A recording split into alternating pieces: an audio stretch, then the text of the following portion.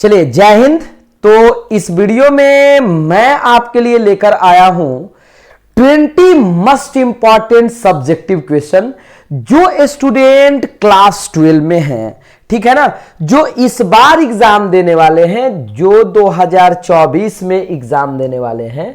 ये 20 क्वेश्चन आपके प्रिपरेशन को और इतना बड़ा करेगा, इतना बड़ा करेगा कि यू कैन नॉट बिलीव, क्योंकि ये ऐसे क्वेश्चंस हैं 20 जो आपका 10 में जो 10 क्वेश्चन पूछता है ना, ये 10 आउट ऑफ 10 आने वाला है, ठीक है ना। इससे कम तो आने वाला है नहीं, क्योंकि हमने 20 ऐसे ही क्वेश्चन को लिया है जो आपके लिए बहुत ज्यादा इंपॉर्टेंट है, ठीक है। तो आइए, ज्यादा देर, चूंकि अब जानते हो कि आपसे 10 क्वेश्चन पूछा जाता है and you have to answer only 5, और हर क्वेश्चन कितने मार्क्स का होता है? 2 मार्क्स का। तो ये 10 नंबर आपका इस क्लास के बाद कोई नहीं रोक सकता है, ठीक है ना। सबसे पहले आपको पूरा वीडियो देखना होगा, तब जाकर आपको एक एक क्वेश्चन अच्छे से समझ में आ जाएंगे, ठीक है ना। चलिए हम बात करते हैं क्वेश्चन नंबर 1 का। Name any 5 English writer poet, जो भी पूछे, ऑथर्स, ड्रामेटिस्ट, मतलब 5, ठीक है ना, इंग्लिश राइटर, पोएट, ऑथर, जो भी आपसे पूछे, ड्रामेटिस्ट का नाम बता देना है। इसमें से कोई भी, ये आपके 2 मार्क्स में आएगा, ठीक है ना। तो 5 English writer, poets, author, dramatist are. देखिए क्या क्या पूछता है, इंग्लिश पूछेगा, इंडियन भी पूछ सकता है कि 5 इंडियन, ठीक है ना। आप 5 मतलब इंडियन इंग्लिश राइटर का नाम बताइए, तो वो भी हम आपको बताने वाले हैं। इसमें देखिए Samuel Beckett, R N. Tagore, Rabindranath Tagore, William Shakespeare, John Dryden, T S. Eliot, ठीक है ना। ये आपके इंग्लिश राइटर हैं, ठीक है ना, इंग्लिश पोएट हैं। इसमें आपके जो आप चैप्टर बुक में पढ़े हो उनका भी नाम दे सकते हो, ठीक है, कोई प्रॉब्लम नहीं है, ठीक है ना। तो आप देख सकते हैं Samuel bucket, Rabindranath Tagore, William Shakespeare, ये तो सबको याद होना चाहिए। और आपको विलियम शेक्सपियर के सभी किताब को भी नाम रखना होगा याद, जैसे आपका हैमलेट, ये बहुत बार पूछा हुआ है, जूलियस सीजर, ये भी पूछा हुआ है, ठीक है ना। आइए अगला हमारा दूसरा जो क्वेश्चन है माय डियर स्टूडेंट, ठीक है, name any 5 Indian English novelist. देख रहे हैं ना, ये इंडियन इंग्लिश नोवेलिस्ट का नाम। तो इसमें तो आप 3-4 आपको याद नहीं होगा, हमको लगता है विक्रम सेठ, ठीक है ना, हमको लगता है कि सबको याद होगा। तावीज खैर, ठीक है ना, अमृता प्रीतम, सीपी सुरेंद्रम, ठीक है ना, श्री कुमार वर्मा। ये 5 आपका इंग्लिश जो है ना, ये इंडियन इंग्लिश नॉवेलिस्ट या राइटर या पोएट का नाम है, या पोएट में और भी दे सकते हैं आप नाम, ठीक है ना। जैसे आपने बुक में जो पढ़ा है, एक पोएट के बारे में आपने पढ़ा होगा, के.एन. दारूवाला, ठीक है, आपको याद होगा शायद, ठीक है, तो वो भी आप नाम इसमें ऐड कर सकते हो। Third question, name any 4 countries. ये तो भाई ये तीनों क्वेश्चन रख लीजिए आप, इसमें से कोई नहीं रोक सकता है 2 मार्क्स आने से, आपको 2 नंबर आने से कोई भी नहीं रोक सकता है। या तो आपसे पूछेगा 4 ऐसे कंट्री का नाम बताइए जहां अंग्रेजी को फर्स्ट लैंग्वेज की तरह, या तो मान लीजिए पूछेगा सेकेंड लैंग्वेज की तरह, या फॉरेन लैंग्वेज की तरह। अरे फर्स्ट लैंग्वेज कहने का मतलब मदर टंग भी दे सकता है, ठीक है। आइए समझते हैं। तो 4 countries where English is use as first language are England, ठीक है ना, जहां फर्स्ट लैंग्वेज या मदर टंग यूज किया जाता है, Australia, New Zealand, South Africa, Ireland. तो ये ऐसे कंट्रीज है ना जहां पर इंग्लिश को फर्स्ट लैंग्वेज की तरह यूज किया जाता है। अच्छा, दूसरा 4 countries where English is use as second language. तो हम ऐसे भी पूछा जाता है कि इन इंडिया, ठीक है ना, English is used as, Bharat में इंग्लिश को कैसे यूज किया जाता है, तो आपको याद रखना है सेकेंड लैंग्वेज की तरह, ठीक है।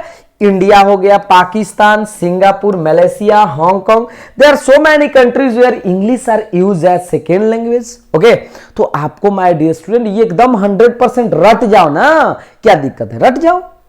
अच्छा, 4 countries where English use as foreign language, foreign का मतलब विदेशी, रसिया, चाइना, अरब, मतलब आप देख लो जापान, अरब, चाइना, रसिया, ये ऐसे कंट्रीज है ना जहां पर इंग्लिश को कैसे बोला जाता है, फॉरेन लैंग्वेज की तरह बोला जाता है। ठीक है ना, तो ये तीनों क्वेश्चन आई होप कि आपको अच्छे से समझ में आ गया होगा। फर्स्ट लैंग्वेज कहां बोला जाता है, सेकेंड लैंग्वेज की तरह अंग्रेजी को कहां यूज किया जाता है, थर्ड की तरह कहां यूज किया जाता है, तो ये आपको याद रखना होगा। ठीक है ना, ये भी आपका chapter how free is the press से बहुत इंपॉर्टेंट क्वेश्चन है। आप जरा ध्यान से देखिएगा। Are there restriction on press in time of war?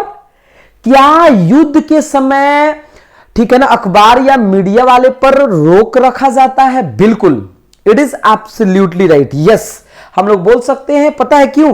क्योंकि जब आप चैप्टर पढ़े होंगे तो आपको मालूम होगा, ठीक है ना, कि न्यूज पेपर या मीडिया वाले को युद्ध के समय इसलिए रोका जाता है क्योंकि हो सकता है कि मतलब गलत न्यूज या सही भी न्यूज वो बता दे, ठीक है ना, तो लोगों में अफरा तफरी मच जाए।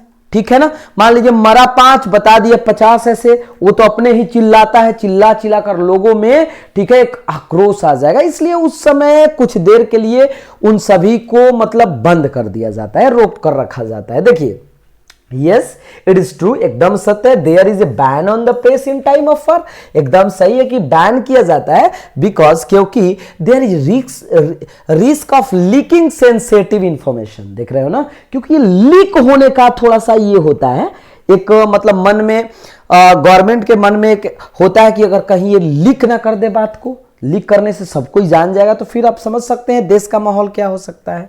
Keeping the interest of the nation in mind, मतलब नेशन के, राष्ट्र के हित को याद करते हुए ना, freedom are restricted during time of war. ठीक है ना, उम्मीद करते हैं कि अच्छा लग रहा होगा। एकदम सिंपल आंसर भी है। Why did Nanu Kaka always obeyed, sorry, why did narrator, ठीक है ना, ऑलवेज ओबेड नानू काका?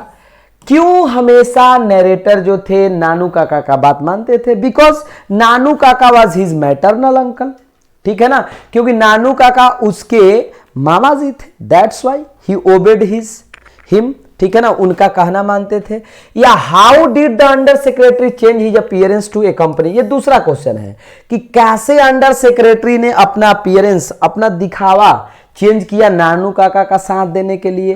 तो द अंडर सेक्रेटरी, ठीक है, चेंज्ड, यहां चूंकि पास्ट में changed his appearance to a company Nanu काका, he weird, okay, Jodhpur coat and tie a huge orange turban. आपको याद होगा, ठीक है ना, वही बात लिखा हुआ है। It is absolutely true that under secretary always obey Nanu Kaka and at the same time he never wish to do so. वो चाहते नहीं थे फिर भी उसने ऐसा किया। It was big compulsion for the under secretary, उनका मजबूरी था, सिंस क्योंकि नानू Kaka was his maternal uncle, क्योंकि नानू काका उनके मामा जी थे।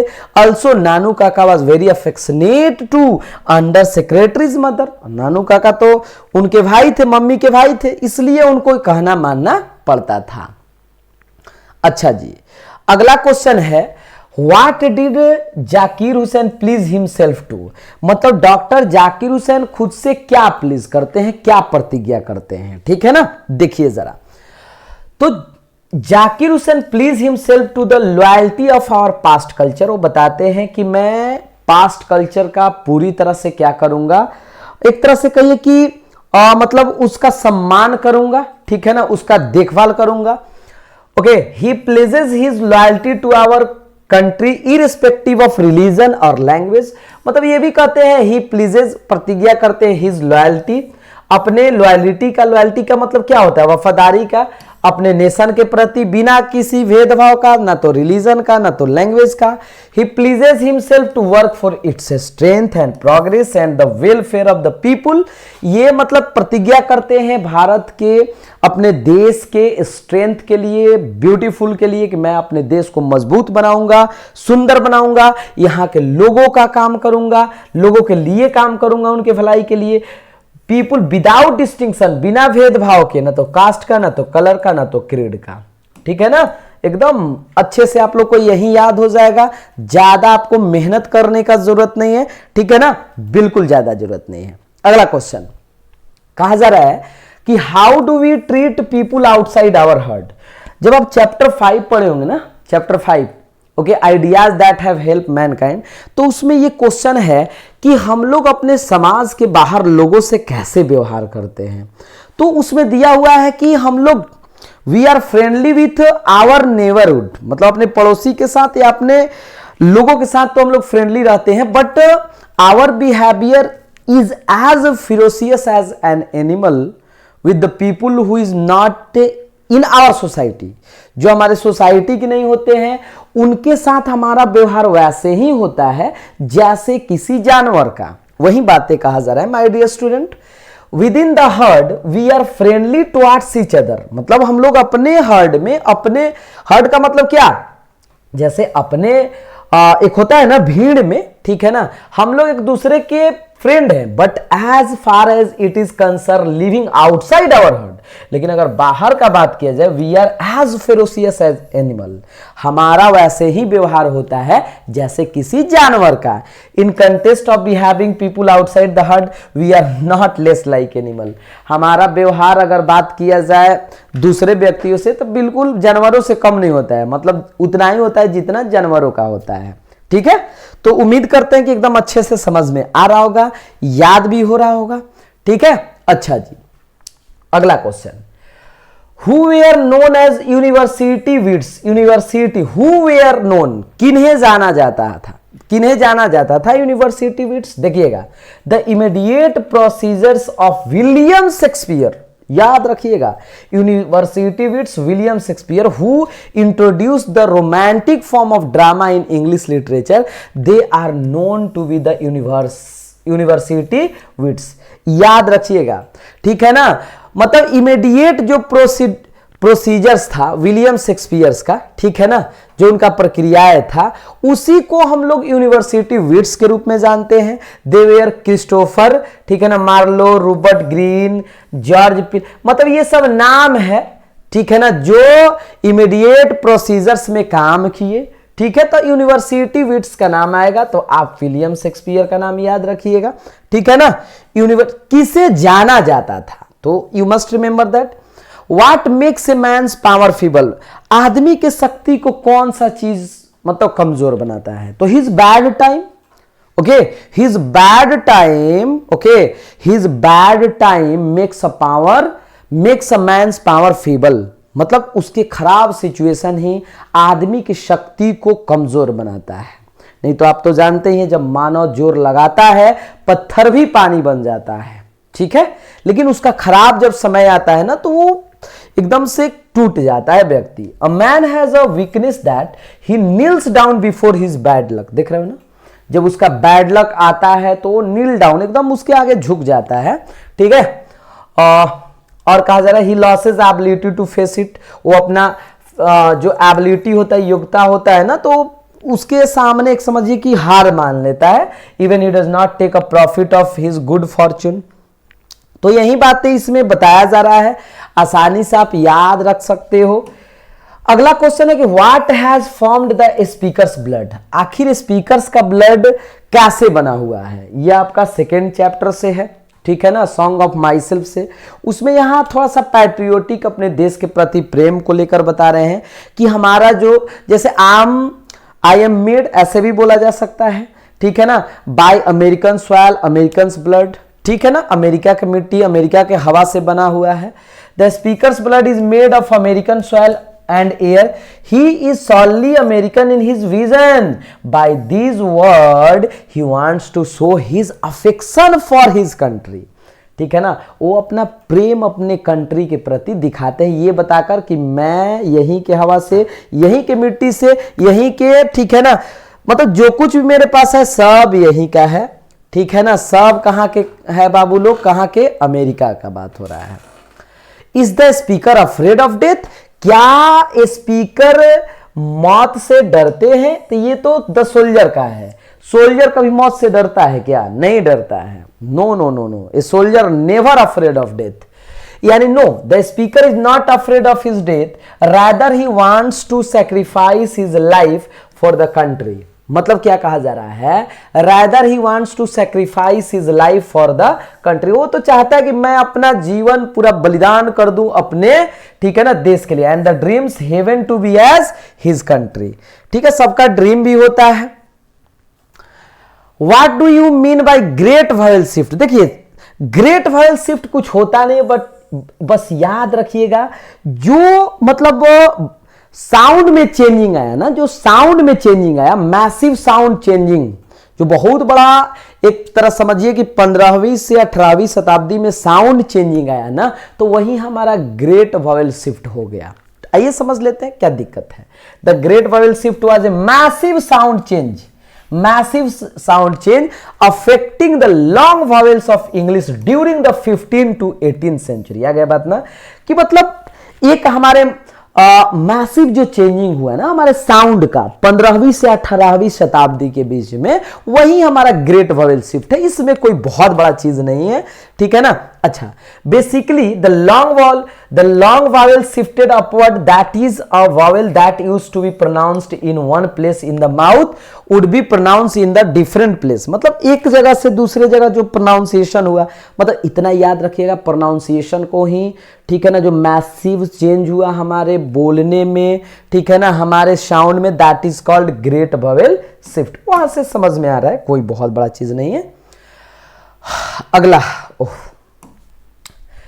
Why did the speaker consider the snake a king in exile? A king in exile का मतलब आप समझ लीजिए, a king in exile का मतलब बनवासी जिसको हम लोग बोल सकते हैं।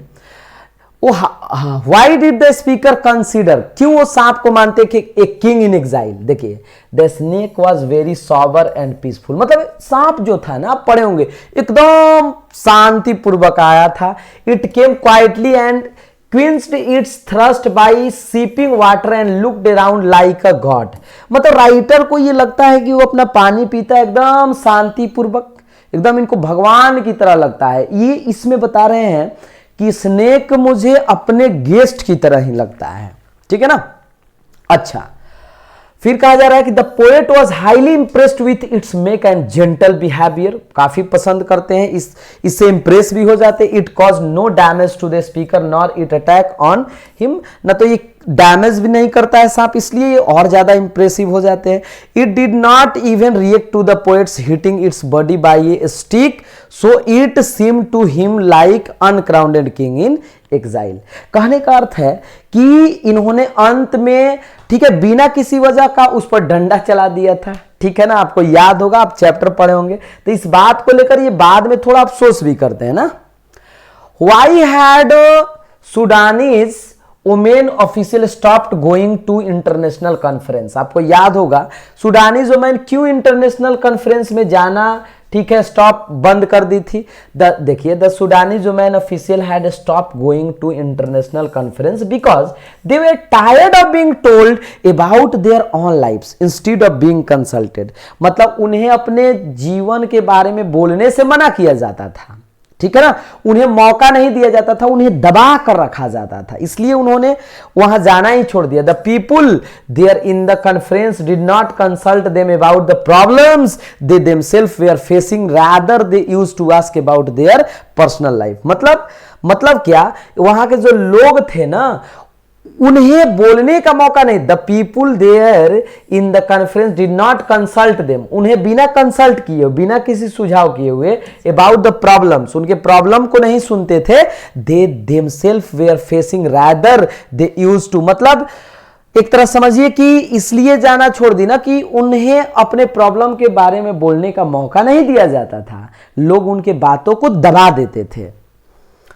What was the role of fire in human development? बताइए, ह्यूमन डेवलपमेंट में रोल, फायर का रोल क्या है? The control on fire bye early human was turning point in the technological evolution of human beings. ये तो बात सही है कि जो कंट्रोल हुआ फायर का ना, वो ह्यूमन डेवलपमेंट में एक टर्निंग पॉइंट बना।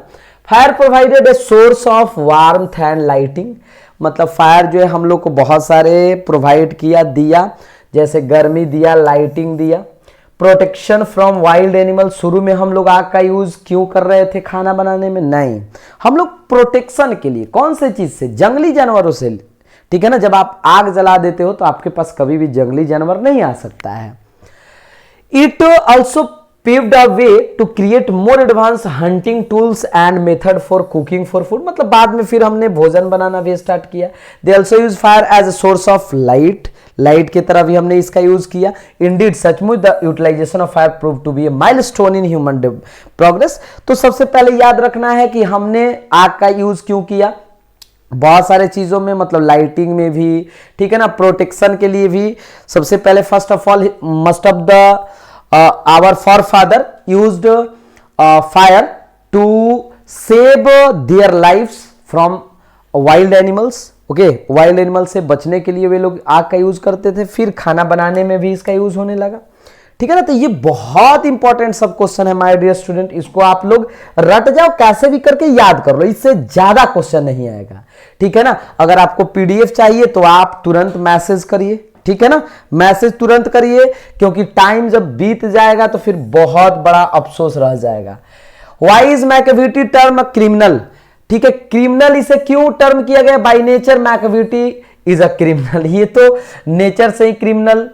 ही breaks every law but still manages escape, मतलब इसने हर नियम कानून को तोड़ दिया था, फिर भी आज तक ये पकड़ा नहीं गया था। He commits various sorts of crime, इसने बहुत सारे क्राइम किया। Sometimes he drink milk, sometimes he break the glass, sometimes it ranks the jewels case but found nowhere, लेकिन कहीं पकड़ा नहीं जाता था। He never leave an evidence behind him, क्योंकि ये कभी भी अपना मतलब एक एविडेंस, प्रमाण नहीं छोड़ता था। इतना चालाक मैकेविटी चैप्टर आप पढ़े होंगे, ठीक है ना, मजा आ रहा होगा एकदम।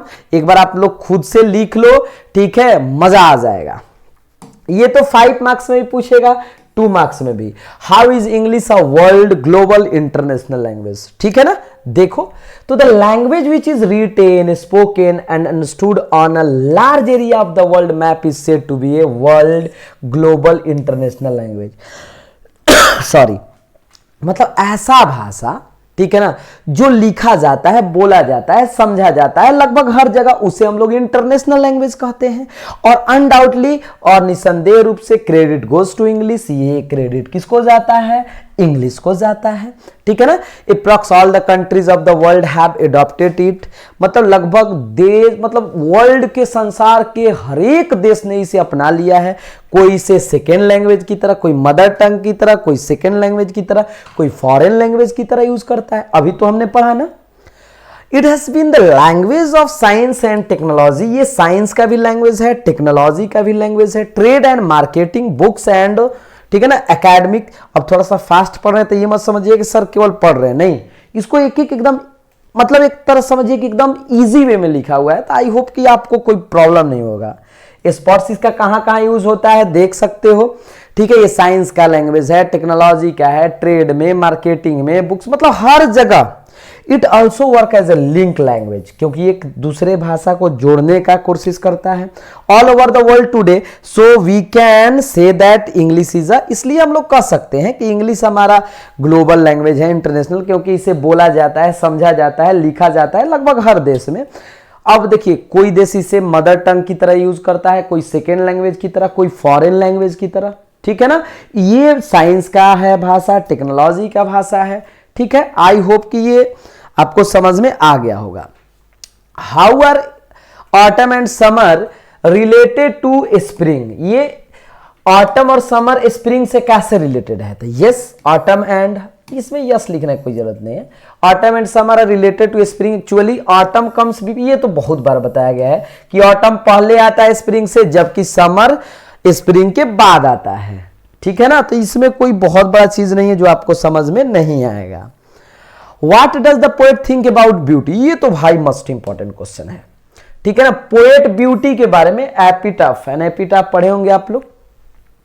The poet says that beauty does not remain forever, it has to pass one day it vanishes। मतलब ये कहते हैं कि ब्यूटी जो है ना, ये हमेशा के लिए नहीं है, it has to pass one day, ये कहीं ना कहीं एक दिन खत्म हो जाएगा, one day it vanishes, ये गायब हो जाएगा, ठीक है ना। ब्यूटी हमेशा रहने वाला नहीं है, ठीक है। देखो, name 4 areas where English is used extensively, मतलब 4 ऐसे एरिया का नाम पूछा जा रहा है जहां इंग्लिश का बहुत ज्यादा यूज होता है। तो जैसे हम लोग टेलीकॉम में करते हैं, बैंकिंग में करते हैं, ठीक है ना, ट्रेड, स्पोर्ट्स, रिसर्च, साइंस, मतलब कुछ भी आपको लिख देना है, ठीक है ना, कुछ भी लिख देना है। तो ये आज का रहा आपका 20 इंपॉर्टेंट क्वेश्चन।